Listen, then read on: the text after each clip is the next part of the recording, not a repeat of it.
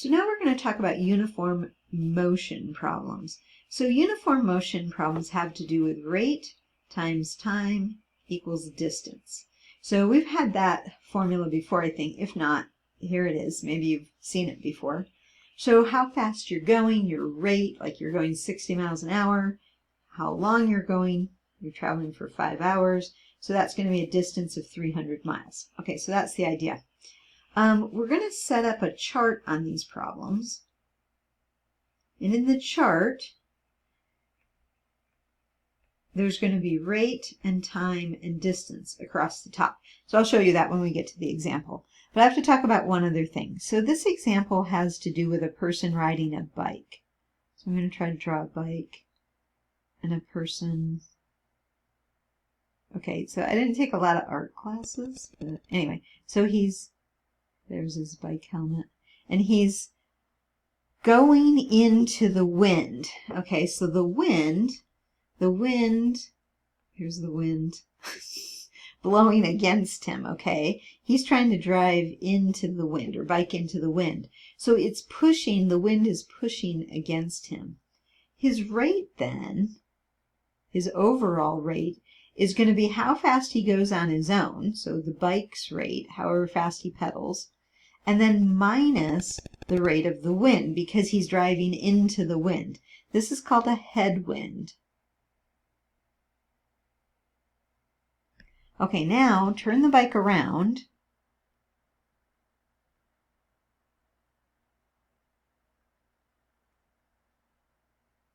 Oops, and turn his hat around.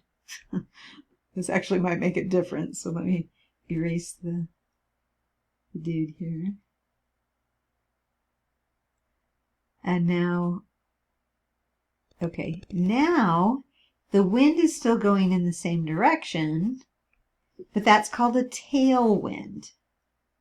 This is called a tailwind. So it's helping him to go faster because the wind's blowing with him. And so the rate, the overall rate, is going to be how fast he goes on the bike. We say in still air. So, how fast he just goes on his own, plus the rate of the wind. Okay? All right, so just remember that when we go to this problem. All right, Link can ride his bike 20 miles in a 3 mile per hour headwind. In the same amount of time, he can ride 30 miles with a 3 mile per hour tailwind. What is Link's biking speed? Okay, biking speed is going to be our B then. So let me set up the chart.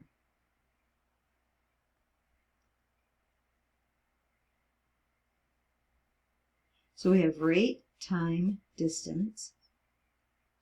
And you've got the headwind, and then you've got the tailwind.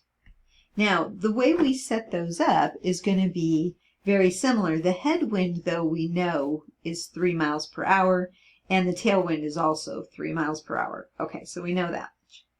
So the rates are going to be bike minus W, because he's got a headwind, the wind is pushing against him, and then the tailwind is going to be bike plus wind. Oh, you know what? Not W. We know what W is. It's 3. Okay, so sorry about that. Okay, so let me go over that because that was confusing. So the bike minus the wind, that's going to be the headwind. So that's the rate as he's driving into the wind, B minus 3. And then the tailwind, now the wind is 3 miles per hour helping him, pushing him along. So it's B plus 3. Okay? The time, we don't know. We don't know how long it takes him. So we'll just put T and T. We do know that it is the same amount of time, which is important. So you get to use T for both of them. And then the distance. Well, we know he goes 20 miles into the headwind, and he goes 30 miles when he's driving with the tailwind. Okay? So I'm going to set up these equations. I'm going to have B minus 3 times T equals 20. And the other one's going to say B plus 3 times T equals 30. Now, the time is the same amount of time. So T is the same in both equations. And our equations go rate times time equals distance. Okay. Now what we do here is we solve for t. So t is equal to 20 divided by b minus 3. So it's like you're dividing by b minus 3 here and dividing by b minus 3 here. And then you're going to do the same thing on the other one, except you're going to divide by b plus 3. b plus 3. And so you get t equals 30 over b plus 3. All right. Now, the two times are the same. So this has to equal this.